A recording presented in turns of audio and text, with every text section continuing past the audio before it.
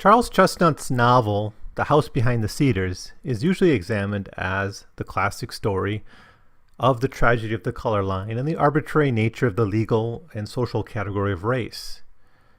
In Chesnutt's 1889 essay, What is a White Man?, he went state by state and across time to show that there was no clear definition of white or black. Facing this, the builders of the Jim Crow system used illegitimacy to paint all people of mixed race heritage as damaged goods, brought on by the sins of their parents. Quote, "They make mixed blood a prima facie proof of illegitimacy." End quote. With this idea, Chesnutt described the experiences of a brother and sister, both mixed race and both very light-skinned, in his novel, The House Behind the Cedars. In their hometowns, they were black, and everyone knew their background. Although some people lamented that the young woman, Rena, had to live as a black person, but they took it for granted that that was her fate. Anywhere else, as long as they could keep their secret hid, they could be white. The older brother had already been doing this for 10 years when he comes to his hometown secretly to collect his sister. The sister, Rena, is successful at first at passing. They move to South Carolina and she does quite well. She very quickly gets engaged to a young man named George Tryon. But while engaged to be married, she visits her mother, and her suitor follows her on the excuse of a business and family trip to her hometown of Patesville, and finds out during this trip that her mother was black. Horrified, he breaks the engagement. Now, all of this happens in the first half of the novel. In the second half of the novel, Rena is forced to come to terms with being black. She takes a job in a school for black children. Now, what Chesnutt does at this point is makes the novel a story of sexual harassment. And in the era of the Me Too movement, I think it's wise to consider the role that sexual violence, sexual harassment, and simple creepy male behavior play in the tragedy as the story unfolds in the second half of the story. While we cannot say that color had no role in Rena's demise, and in fact the color line is very key to how Chesnutt constructs the impact of the male gaze on her, at the end of the day, she really dies more as a result of men stalking her. In a famous scene towards the end of the novel, Rena is walking down the street. From one direction comes a biracial man who wants to acquire Rena. From the other comes the lovesick stalker George Tryon. We can read this, of course, as two halves of her heritage meeting on the street and giving her a conflict, and then she turns away from both. But we can just take it more viscerally as two potential rapists who have been pursuing her for many, many months, and in one case, years. The Wikipedia entry for the novel The House Behind the Cedars makes no mention of the sexual politics. And while it appears in some scholarly essays, I think it would be worthwhile to put out there that this novel has a fairly good description of two types of sexual harassment. One is in the form of workplace harassment coupled with the threat of violence, groping, and the application of a differential power relationship.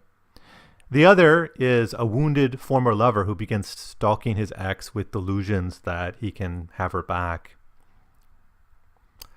Now let's take these men one at a time.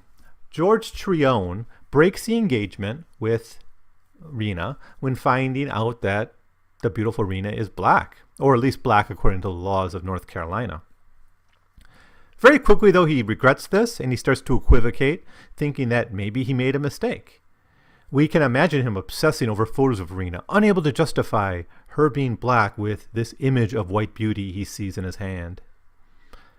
He proceeds to follow her around, visiting her hometown under the cover of business trips. He pays one of Rena's students to deliver love notes to him and eventually arranges an accidental meeting. He never loses doubt that Rena still loves him, and even as Rena lays dying at the end of the novel, he imagines she adores him. Quote, "He would find her. He would tell her that he loved her, that she was all the world to him, and that he had come to marry her and take her away where they might live happily together. He pictured to himself the joy that would light upon her face. He felt her soft arms around his neck, her tremulous kisses upon his lips.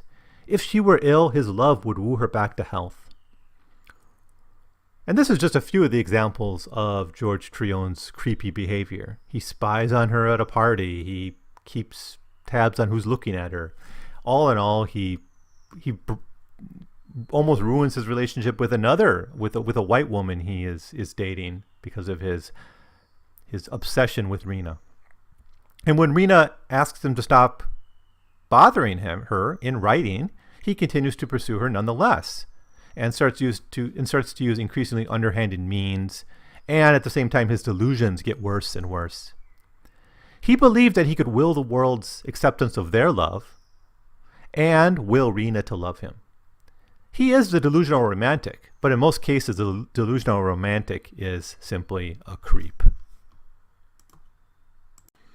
The second man is Jefferson Wain. He is biracial, and he enters the story in the second half after Rena's engagement breaks down. Rena goes back to her hometown, lives with her mom, but needs something to do. And Jefferson Wain comes just in time to offer this. Few observers trust Jefferson Wain, but he does come at the exact right moment. He offers her a job teaching at a black school that he's supporting and helps setting up. But that requires her to move to his town, and eventually when she does move to this other town and takes this job, she has to board with Jefferson Wain's mother. So by offering her this job, he acquires a lot of power over her, both in terms of the employment and the job and in her housing arrangement.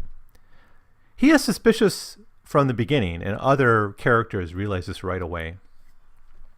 Even Rena doubts his honesty from time to time. Quote, he spoke almost entirely in superlatives, and after making due allowance for which Rena perceived to be a temperamental tendency to exaggeration, she concluded that she would find in a school a worthy field of usefulness. End quote. So while she's worried, and she definitely thinks there's something off about Jefferson Wain, she takes the job because she needs a job, and she needs to get on with her life after her broken engagement to George Tryon. Other observers note that Wain stares at Rena beyond what is normal, even at a party.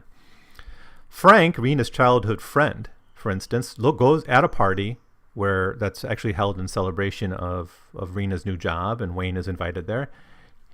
Frank watches Wain's behavior and concludes, Wain's style and skill were affection, his good nature is mere hypocrisy, and his glance at Rena the eyes of a hawk upon his quarry, end quote. And he goes into some detail about how Wain's eyes always follow Rena in the room. He's also a liar, though. He claims to be unmarried or widowed. But Rena learns later that Wain's wife left him because Wain was abusive, and that he's probably still married, at least under the law. The law was called in to actually stop Wain from harming his wife, Amanda. Rena begins to protect herself at work.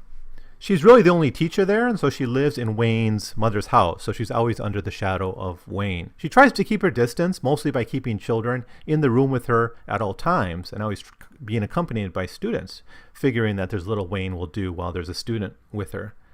But in one dramatic event, Wain tells the student to go help him find a knife he lost outside. The student leaves to go find the knife. So now Rena and Wain are alone. So through this act, Wain tells Rena that he holds a knife at all times, a threatening act, and it's at that moment that he grabs her and kisses her. This event causes Rena psychological pain for the rest of the novel. Her work is affected. She begins seeking out new jobs. She thinks about returning home to her mother. She's obsessing about what she's going to do after the semester ends. And basically she begins to have a mental breakdown. All of this is a result of this creepy, abusive, and violent behavior of this man towards her. After this assault, Rena learns that Tryon is living in the neighborhood. And this is just an accident of fate. Quote, right upon the heels of the perturbation caused by Wain's conduct, Rena discovered that Tryon lived in the neighborhood. That not only might she meet him any day upon the highway, but that he might actually drive by the schoolhouse. That he knew or would know of her proximity there could be no possible doubt, since she had freely told her mother her name and her home. A hot wave of shame swept over her at the thought of George Tryon. Caught thus between two emotional fires at the very time when her school duties, owing to the approaching exhibition, demanded all her energies, Rena was subjected to a physical and mental strain that only youth and health could have resisted, and then for only a short time. End quote. So the two emotional fires being described here, I mean, it's hard to identify what they are. Perhaps they are Wain's rapist kind of passion and Tryon's pathetic, creepy lovesickness, or perhaps it's her own psychological turmoil. But nonetheless, this is clearly affecting her work and affecting how she behaves and interacts with others and the dominant idea in her mind. Now, this all brings about the death of Rena eventually. Literally, she's stuck between Wain and Tryon. Wain was just walking down the street. Tryon actually arranged through one of Rena's students to bump into Rena at an appropriate moment.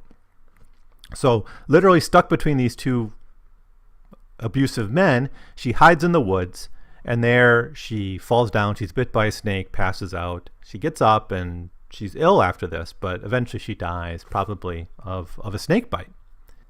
So The House Behind the Cedars should be examined not only as a story of the color line, it is also a very important reflection on the degrees of sexual harassment that women face. That Rena was a beautiful African American with light skin made her desirable across the very firm color line.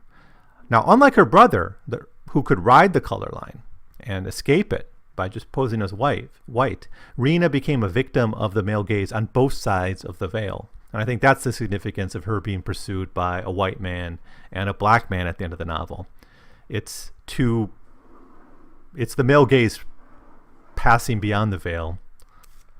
So thanks for watching this video. If you have any of your own comments, please leave them below, or you can subscribe to my channel where I'll be putting up more of my musings on American literature and some book reviews and some other content. So again, thanks for watching.